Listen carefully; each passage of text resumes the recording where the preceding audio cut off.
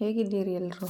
ಇವತ್ತಿನ ವಿಡಿಯೋದಲ್ಲಿ ನಾನು ಶ್ರೀಮಂತಿಕೆ ಬರುವ ಮುಂಚೆ ನಮಗೆ ಸಿಗುವಂತಹ ಕೆಲವೊಂದು ಸೂಚನೆಗಳ ಬಗ್ಗೆ ಹೇಳ್ತಾ ಇದ್ದೀನಿ. ಹಾಗೆ ಇನ್ನೂ ಯಾರ್ಯಾರು ನನ್ನ ಚಾನಲ್ನ ಸಬ್ಸ್ಕ್ರೈಬ್ ಮಾಡಿಲ್ಲ, ದಯವಿಟ್ಟು ನನ್ನ ಚಾನಲ್ನ ಸಬ್ಸ್ಕ್ರೈಬ್ ಮಾಡಿ, ನನಗಾದಷ್ಟು ಸಪೋರ್ಟ್ ಮಾಡಿ. ಶ್ರೀಮಂತರಾಗುವ ಮುನ್ನ 21 ಲಕ್ಷಣಗಳು ನಮ್ಮ ಅದೃಷ್ಟದ ಬಾಗಿಲು ತೆರೆಯುತ್ತೆ. ಗ್ರಂಥಗಳ ಪ್ರಕಾರ ಒಬ್ಬ ವ್ಯಕ್ತಿಯ ಮೇಲೆ ಸಂಪತ್ತು ಸುರಿಯುವಾಗ, ಅಂದರೆ ಅವನು ಶ್ರೀಮಂತನಾಗುವಾಗ ಪ್ರಕೃತಿಯು ಕೆಲವು ವಿಶೇಷ ಚಿಹ್ನೆಗಳನ್ನು ನೀಡುತ್ತೆ. ಶ್ರೀಮಂತಿಕೆಯು ಬರುವ ಮೊದಲು ಈ 21 ಶುಭ ಚಿಹ್ನೆಗಳು ಕಾಣಿಸಿಕೊಳ್ಳಲು ಪ್ರಾರಂಭಿಸುತ್ತವೆ. ಈ ಶುಭ ಚಿಹ್ನೆಗಳನ್ನು ಎಂದಿಗೂ ಕೂಡ ನಾವು ನಿರ್ಲಕ್ಷಿಸಬಾರದು. ಈ ಶುಭ ಚಿಹ್ನೆಗಳು ನಿಮ್ಮ ಜೀವನದಲ್ಲಿ ದೊಡ್ಡ ಮತ್ತು ಆಹ್ಲಾದಕರ ಬದಲಾವಣೆಗಳು ಸಂಭವಿಸಲಿವೆ ಎಂದು ಸೂಚಿಸುತ್ತವೆ ಮತ್ತು ಲಕ್ಷ್ಮೀದೇವಿಯು ನಮ್ಮ ಮನೆಗೆ ಆಗಮಿಸಿದ್ದಾಳೆ ಎಂದರ್ಥ. ಹಿಂದೂ ಧರ್ಮದಲ್ಲಿ ಲಕ್ಷ್ಮೀದೇವಿಯನ್ನು ಸಂಪತ್ತಿನ ದೇವತೆ ಎಂದೇ ಕರೆಯಲಾಗುತ್ತದೆ. ಲಕ್ಷ್ಮೀದೇವಿಯು ಯಾರ ಮೇಲೆ ದಯೆ ತೋರುತ್ತಾಳೋ ಅವರ ಮನೆಯಲ್ಲಿ ಎಂದಿಗೂ ಹಣದ ಕೊರತೆ ಇರುವುದಿಲ್ಲ. ಲಕ್ಷ್ಮೀದೇವಿಯನ್ನು ಮೆಚ್ಚಿಸಲು ಜನರು ಮನೆಯಲ್ಲಿ ವಿವಿಧ ರೀತಿಯ ಪರಿಹಾರಗಳನ್ನು ಸಹ ಮಾಡುತ್ತಾರೆ. ಇದೆಲ್ರಿಗೂ ಗೊತ್ತಿರೋವಂಥ ವಿಚಾರನೇ. ಲಕ್ಷ್ಮೀದೇವಿಯ ಕೃಪೆಯು ಯಾವ ಮನೆಯಲ್ಲಿ ಇರುತ್ತದೆಯೋ ಅಲ್ಲಿ ಕೆಲವು ಶುಭ ಚಿಹ್ನೆಗಳು ಕಾಣಿಸಿಕೊಳ್ಳುತ್ತವೆ ಎಂಬ ನಂಬಿಕೆಗಳು ಕೂಡ ಇವಾಗಲೂ ನಮ್ಮಗಳ ಬಳಿ ಇದೆ. ಈ ಶುಭ ಚಿಹ್ನೆಗಳು ಯಾವುವು ಎಂದು ತಿಳಿಯೋಣ. ಆದರೆ ಅದಕ್ಕೂ ಮೊದಲು ಲಕ್ಷ್ಮೀದೇವಿಯ ಆಶೀರ್ವಾದ ನಿಮ್ಮ ಮೇಲೆ ಇರಬೇಕೆಂದು ನೀವು ಬಯಸಿದರೆ ಈ ವಿಡಿಯೋವನ್ನು ಒಂದು ಲೈಕ್ ಮಾಡಿ, ನನ್ನ ಚಾನಲ್ಗೆ ಸಪೋರ್ಟ್ ಮಾಡಿ. ಮೊದಲನೇದಾಗಿ ಹೇಳಬೇಕಂದ್ರೆ ಕೈಗಳಲ್ಲಿ ತುರಿಕೆ. ಜ್ಯೋತಿಷ್ಯ ಶಾಸ್ತ್ರದ ಪ್ರಕಾರ ಪುರುಷನ ಬಲಗೈಯಲ್ಲಿ ಮತ್ತು ಮಹಿಳೆಯ ಎಡಗೈಯಲ್ಲಿ ತುರಿಕೆ ಉಂಟಾದರೆ ಅದನ್ನು ಶುಭ ಮತ್ತು ಒಳ್ಳೆಯ ಸಂಕೇತ ಎಂದು ಪರಿಗಣಿಸಲಾಗುತ್ತೆ. ಇದರ ಅರ್ಥ ಜೀವನದಲ್ಲಿ ಹಣಕ್ಕೆ ಸಂಬಂಧಿಸಿದ ಸಮಸ್ಯೆಗಳು ದೂರವಾಗುತ್ತೆ ಮತ್ತು ಆರ್ಥಿಕ ಸ್ಥಿತಿ ಬಲಗೊಳ್ಳುತ್ತೆ ಎಂದು ಹೇಳಲಾಗುತ್ತೆ. ಶಂಖದ ಧ್ವನಿ ಕೇಳಿಸುವುದು.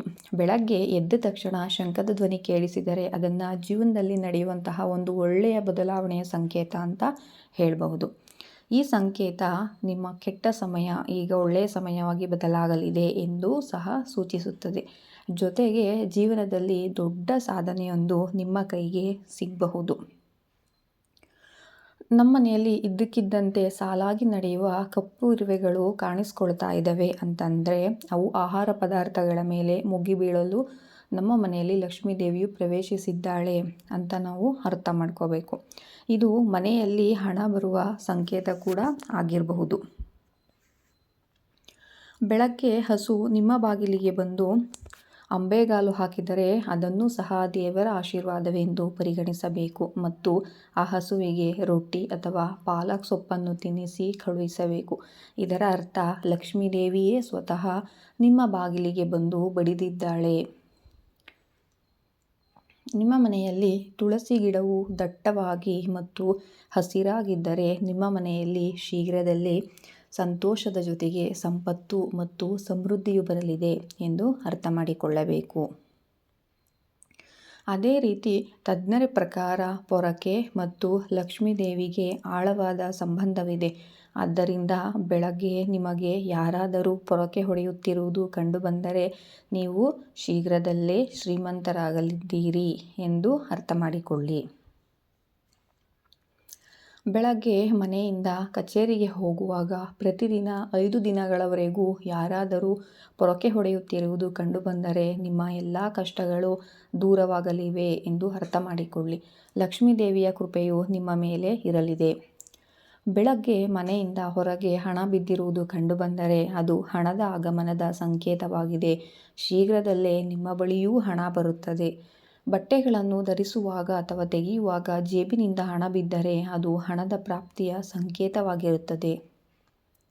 ನಿಮ್ಮ ಮನೆಯ ಮುಖ್ಯ ದ್ವಾರದ ಹೊರಗೆ ಬಿಳಿ ಎಕ್ಕದ ಗಿಡ ಬೆಳೆದರೆ ಅದು ನೀವು ಶ್ರೀಮಂತರಾಗುವತ್ತ ಸೂಚಿಸುತ್ತದೆ. ಇದು ನಿಮಗೆ ಶುಭ ಸಂಕೇತವಾಗಿದೆ. ಇದರ ಅರ್ಥ ನಿಮ್ಮ ಮನೆಗೆ ಶೀಘ್ರದಲ್ಲೇ ಹಣದ ಆಗಮನವಾಗಲಿದೆ ಎಂದರ್ಥ.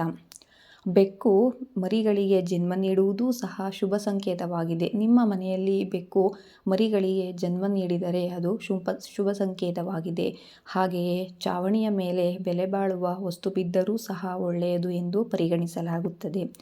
ಶಾಸ್ತ್ರಗಳ ಪ್ರಕಾರ ಯಾವುದಾದರೂ ಪಕ್ಷಿಯು ನಿಮ್ಮ ಛಾವಣಿಯ ಮೇಲೆ ಬೆಲೆ ಬಾಳುವ ವಸ್ತುಗಳನ್ನು ಬೀಳಿಸಿದರೆ ಅದು ಕೂಡ ಶ್ರೀಮಂತರಾಗುವ ಸಂಕೇತವಾಗಿರುತ್ತದೆ.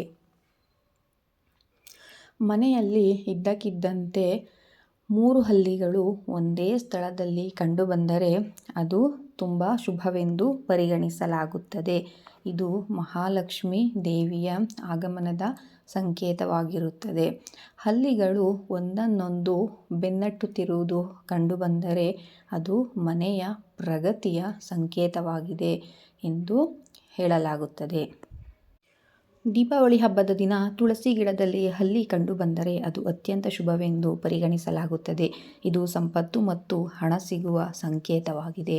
ಬೆಳಗ್ಗೆ ಕಬ್ಬು ಕಾಣಿಸುವುದು ಕೂಡ ತುಂಬ ಶುಭವೆಂದು ಪರಿಗಣಿಸಲಾಗುತ್ತದೆ.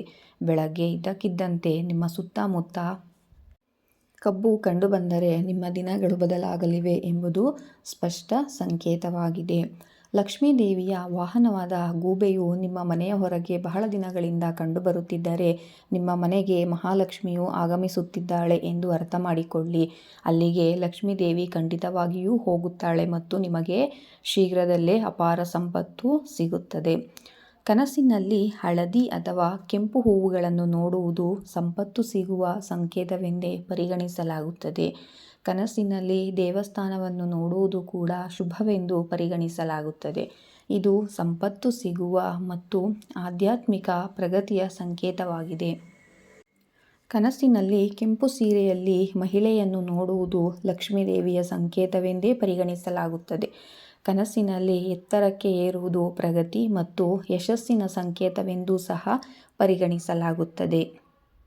ನೀವು ಯಾವುದಾದರೂ ಕೆಲಸಕ್ಕಾಗಿ ಹೊರಗೆ ಹೋಗುತ್ತಿದ್ದರೆ ಮತ್ತು ದಾರಿಯಲ್ಲಿ ನಾಯಿಯು ತನ್ನ ಬಾಯಿಯಲ್ಲಿ ತಿನ್ನಬಹುದಾದ ಸಸ್ಯಾಹಾರಿ ಅಥವಾ ರೊಟ್ಟಿಯನ್ನು ತರುತ್ತಿರುವುದು ಕಂಡುಬಂದರೆ ಅದು ನಿಮಗೆ ಎಲ್ಲಿಂದಲಾದರೂ ಹಣಲಾಭವಾಗಲಿದೆ ಎಂದು ಸೂಚಿಸುತ್ತದೆ. ಲಕ್ಷ್ಮೀ ದೇವಿಯ ಕೃಪೆಯು ನಿಮ್ಮ ಮೇಲೆ ಇದ್ದಾಗ ಬ್ರಹ್ಮಮುಹೂರ್ತದಲ್ಲಿ ನಿಮ್ಮ ನಿದ್ರೆ ತೆರೆಯಲು ಪ್ರಾರಂಭಿಸುತ್ತದೆ, ನಿಮ್ಮ ದಿನಚರಿಯ ಸುಧಾರಿಸಲು ಪ್ರಾರಂಭಿಸುತ್ತದೆ ಮತ್ತು ಕ್ರಮೇಣ ಎಲ್ಲ ತೊಂದರೆಗಳು ಸಹ ದೂರವಾಗಲು ಪ್ರಾರಂಭಿಸುತ್ತವೆ. ನಿಮ್ಮ ನಿದ್ರೆಯು ಬೆಳಗ್ಗೆ 3 ಗಂಟೆಯಿಂದ 5 ಗಂಟೆಯ ನಡುವೆ ತೆರೆದರೆ ನಿಮ್ಮ ಜೀವನದಿಂದ ದುಃಖದ ಮೋಡಗಳು ದೂರವಾಗಲು ಪ್ರಾರಂಭಿಸುತ್ತವೆ ಮತ್ತು ನಿಮ್ಮ ಕುಟುಂಬದ ಮೇಲೆ ಮಹಾಲಕ್ಷ್ಮಿಯ ಕೃಪೆ ಉಂಟಾಗುತ್ತದೆ ಎಂದು ಸಹ ಶಾಸ್ತ್ರಗಳಲ್ಲಿಯೂ ಹೇಳಲಾಗಿದೆ. ನಿಮ್ಮ ಕನಸಿನಲ್ಲಿ ಗಿಳಿ ಕಂಡುಬಂದರೆ ಅದನ್ನು ಶುಭ ಸಂಕೇತವೆಂದು ಪರಿಗಣಿಸಬೇಕು. ಕನಸಿನಲ್ಲಿ ಗಿಣಿ ಕಾಣಿಸಿಕೊಳ್ಳುವುದು ನಿಮ್ಮ ಆರ್ಥಿಕ ಸಮಸ್ಯೆಗಳು ಶೀಘ್ರದಲ್ಲೇ ದೂರವಾಗಲಿದೆ ಮತ್ತು ಲಕ್ಷ್ಮೀ ದೇವಿಯ ಕೃಪೆಯೂ ನಿಮ್ಮ ಮೇಲೆ ಇರಲಿದೆ ಎಂದು ಅರ್ಥೈಸುತ್ತದೆ. ನಿಮಗೆ ಶೀಘ್ರದಲ್ಲೇ ಎಲ್ಲಿಂದಲಾದರೂ ಹಣ ಸಿಗಲಿದೆ. ಯಾವುದೇ ದಿನ ನಿಮ್ಮ ಕನಸಿನಲ್ಲಿ ಪೊರಕೆ, ಆನೆ, ನವಿಲು, ಶಂಖ, ಬಾಳೆಹಣ್ಣು ಅಥವಾ ಹಲ್ಲಿ ಕಂಡುಬಂದರೆ ನೀವು ಶ್ರೀಮಂತರಾಗುವ ಕನಸು ಶೀಘ್ರದಲ್ಲೇ ನನಸಾಗಲಿದೆ ಎಂದು ಅರ್ಥ ಮಾಡಿಕೊಳ್ಳಿ.